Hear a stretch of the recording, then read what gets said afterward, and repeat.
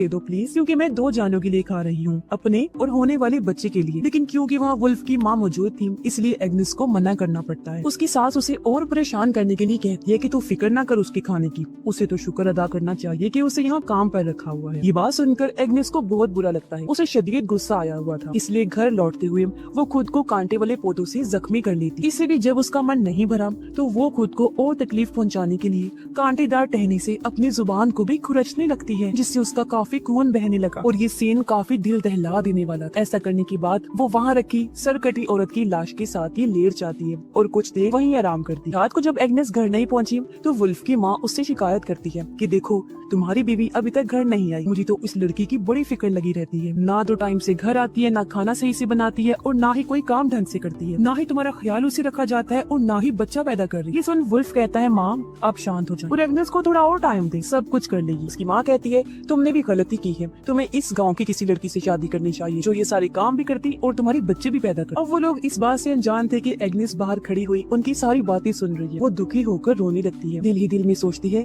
कि मैं वुल्फ की माँ को कैसे बताऊं कि बच्चा पैदा होने में मेरा कोई कसूर नहीं है बल्कि उनके बेटे का है। खैर अब घर लौटने की बजाय उसी सरकटी औरत की लाश के पास आ जाती है। अपना मन हल्का करने के लिए पूरी रात उसे गाना गाकर सुनाती रहती है। अगली सुबह वो वुल्फ के घर जाने की बजाय अपने पुराने माँ वाले घर जाती है, जहाँ वो खिड़की से अपनी माँ और भाई को देखती है जो आराम से बैठकर नाश्ता कर रहे हैं। कुछ देर बाद उसका भाई अस्तबल में आया, जहाँ वो एग्नेस को सोया हुआ देखता है। उसकी माँ भी आ गई। एग्नेस उन्हें बताती है कि मैं अपने हस्बैंड के घर में नहीं रह सकती, मुझे वहाँ डर लगता है। इस पर उसकी मॉम ने कहा कि बेटा वही तुम्हारा घर है, मैं भी तुम्हें अपने पास नहीं रख सकती। हाँ लेकिन जब भी तुम्हें कोई मुसीबत होगी या तुम परेशान हुई तो मैं तुमसे मिलने फौरन आ जाऊंगी। इसीलिए वो मायूस होकर घर के पास ही बैठ जाती है। दोपहर को यहाँ वुल्फ आता है। वो एग्नेस से कहता है कि उठो मेरे साथ घर। लेकिन जब एग्नेस ने इसके लिए मना कर दिया तो वो उसके भाई की मदद से जबरदस्ती उठाकर अपने घर ले आता है। एग्नेस घर के सभी कामों को करने से मना करती है। उसकी हालत देखकर लग रहा था जैसे वो अंदर से टूट चुकी है। वो पूरा दिन या तो सोती रहती है या फिर दुआएं करती रहती है। उसकी सास काफी गुस्से में उसे कहती है लड़की ये ड्रामे बंद करो और अपनी तबीयत ठीक करो। लेकिन एग्नेस